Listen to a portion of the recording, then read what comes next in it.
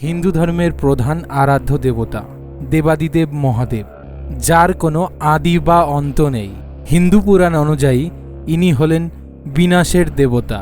এই বিশ্ব ব্রহ্মাণ্ড সৃষ্টির মূল কারিগর দেবাদিদেব মহাদেব।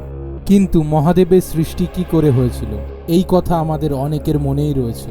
আর আপনাদের সকলকে অদ্ভুত কথা চ্যানেলে স্বাগতম। আজকে আমরা জানব ভগবান শিবের জন্ম কি করে হয়েছিল। আর আমাদের ভিডিওটি একদম শেষ পর্যন্ত দেখার অনুরোধ রইল। পৃথিবী সৃষ্টির বৈজ্ঞানিক ব্যাখ্যা থেকে জানা যায় আমাদের এই বিশ্বের সৃষ্টি হয়েছে এক জ্বলন্ত আগ্নেয়পিণ্ড থেকে। একটি বড় সংঘর্ষের ফলস্বরূপ পিণ্ডটি খণ্ড বিখণ্ড হয়ে আমাদের পৃথিবী তথা এই সৌরজগতের সৃষ্টি করেছে। এই রহস্যময় জিনিসটির মধ্যে অফুরন্ত শক্তি তথা ঊর্জা বা এনার্জি পরিপূর্ণ ছিল। হিন্দু শাস্ত্র অনুযায়ী এই রহস্যময় জিনিসটি হলো স্বয়ং মহাদেব। এই পিণ্ডটির কোনো বিন্যাস নেই, আর শিবেরও কোনো সৃষ্টি বা বিনাশ নেই, অর্থাৎ তিনি অবিনশ্বর। শিব পুরাণ অনুযায়ী বিশ্ব ব্রহ্মাণ্ডে 11 জন রুদ্র বিরাজমান।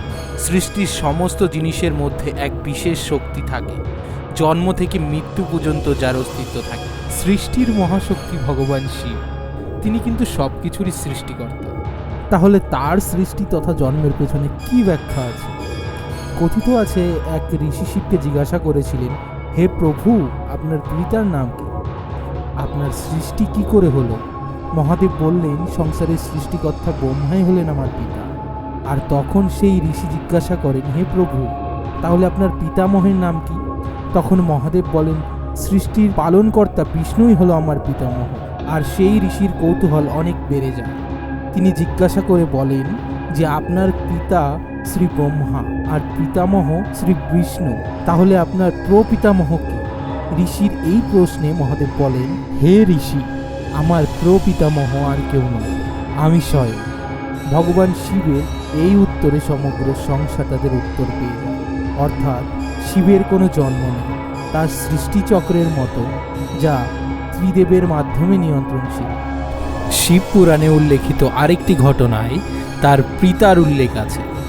পর্বতরাজ হিমালয়ের কন্যার সাথে মহাদেবের বিবাহ হয়। তখন একটি বিশেষ বিধি সম্পন্ন করার জন্য পাত্রের পিতা আবশ্যক ছিল, অর্থাৎ মহাদেবের পিতার উপস্থিতি দরকার ছিল। এরকম একটি মুহূর্তে সমস্ত দেবতারা, মুনি ঋষিরা সমস্যায় পড়ে গেছিলেন, কারণ তারাও জানেন না যে মহাদেবের পিতাকে। এই সমস্যার সমাধান করতে মহর্ষি অত্রি এবং তার স্ত্রীকে নিজের পিতামাতার কাজ সম্পন্ন করতে বললেন মহাদেব।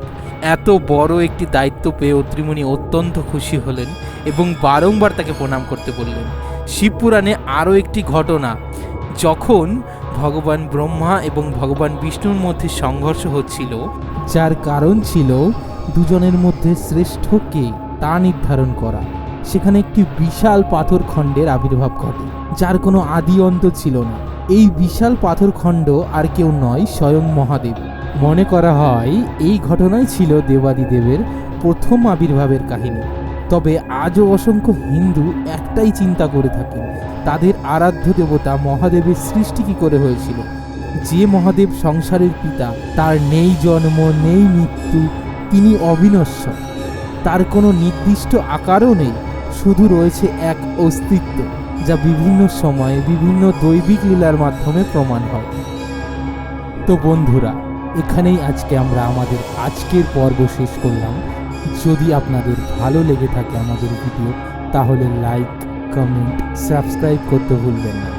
আমাদের পরবর্তী ভিডিওর নোটিফিকেশন যাতে আপনাদের কাছে পৌঁছে যায়, তার জন্য অবশ্যই সাবস্ক্রাইব বাটনের পাশে থাকা বেল আইকনটি প্রেস করবেন। সঙ্গে থাকুন, সুস্থ থাকুন, আর আমাদের ভিডিওটি সম্পূর্ণ শেষ পর্যন্ত দেখার জন্য আপনাকে অনেক অনেক অনেক ধন্যবাদ।